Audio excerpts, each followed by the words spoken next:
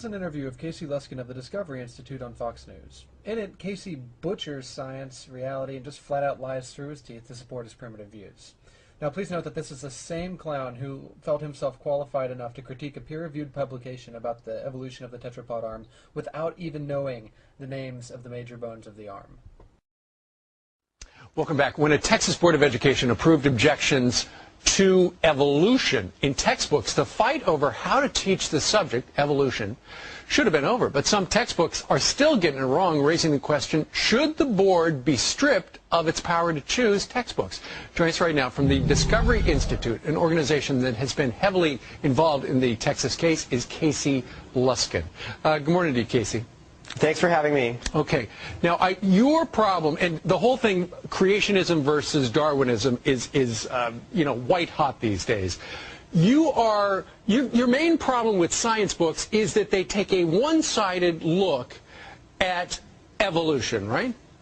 That's exactly right. Unfortunately, the vast majority of biology textbooks today really censor from students any of the science that challenges Darwin. No, Luskin, the science doesn't challenge Darwin. You simply don't understand science and don't understand how factually inept your arguments are. For example, let's take a flat earther who stands up and says, yeah, well, if the earth is really round, then why don't all the Asian people fall off of the bottom? That's exactly what Luskin is doing. He's not understanding the arguments and therefore views the concept around earth, evolution, as being false because he thinks that he has this big hole. But again, his knowledge is so limited that he doesn't understand that those quote-unquote holes don't really exist.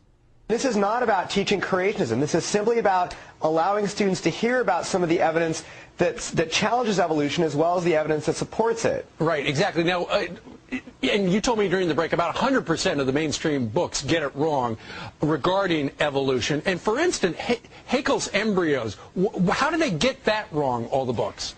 Well, there are biology textbooks in use today that use these drawings of vertebrate embryos, things like chickens and cows and humans.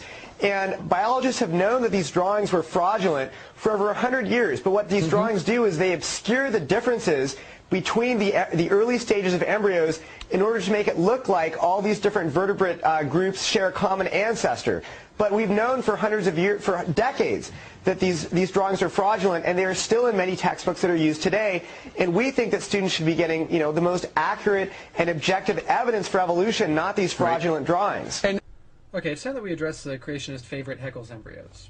Okay. It's a well-known fact that organisms, while they're developing, converge during their phylotypic stages to appear very similarly. That's really not disputed. Dolphins and snakes both have leg buds, chickens look like humans, it's a fact, it happens. Now, what Haeckel falsely believed was that a vertebrate organism passed through different stages reflecting its evolution. So, for example, he argued that a human being would pass through a stage where it looked like a fish, then an amphibian, then a reptile, then onto the mammals that we are. He based this belief largely on an assumption that DNA couldn't really change, which, by the way, is a creationist favorite. That DNA had certain constraints, and that the embryo was sort of locked into its developmental course, and that modifications happened in the adult human being, or in the adult animal. We now know this to be false. So what Haeckel did was to exaggerate these similarities to demonstrate his point. So think of a caricature, where the prominent features of a person are made much more prominent.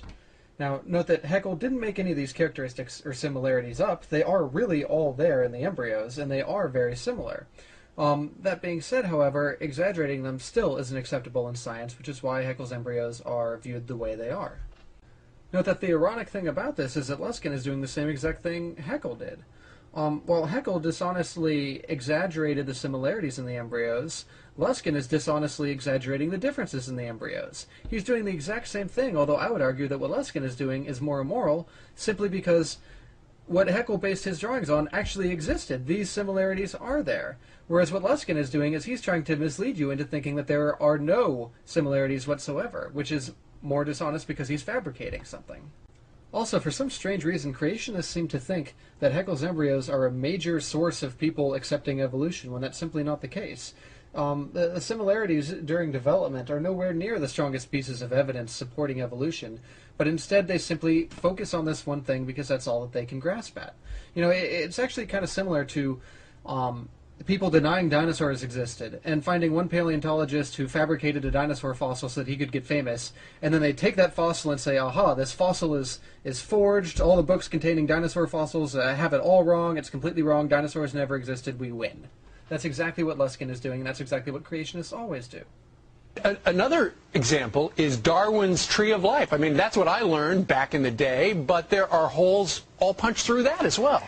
As we learn more and more about the DNA evidence, we're finding that when you take one gene, it gives you one version of the Tree of Life, but when you use a different gene, it gives you an entirely different version of the Tree of Life. I'd like to quickly point out that the last bit was a blatant lie. This is something that's been remarkably well studied, and every major gene in every organism not subject to horizontal gene transfer adheres to and completely supports the Tree of Life. Now, everything from the molecules in your eye helping you see to even snake venom completely adheres to the Tree of Life and supports it. I'll touch more on this here in 1 second. I'll let Luskin finish. An article in the journal New Scientist recently said that the Tree of Life is being, quote, annihilated, unquote, by the new DNA evidence. And yet when we look at textbooks, they present the Tree of Life as if it's an unadulterated fact. Folks, this is a perfect example as to why exactly you cannot trust these people. What the article in New Scientist demonstrated was that there was much more horizontal gene transfer early on than what we thought. So what is horizontal gene transfer? Well, it basically happens when two organisms of different species swap genes with each other. This happens mostly in bacteria and lower-level organisms. It's actually one of the major problems with antibiotic resistance in the sense that we all have normal flora and bacteria in our intestinal tracts.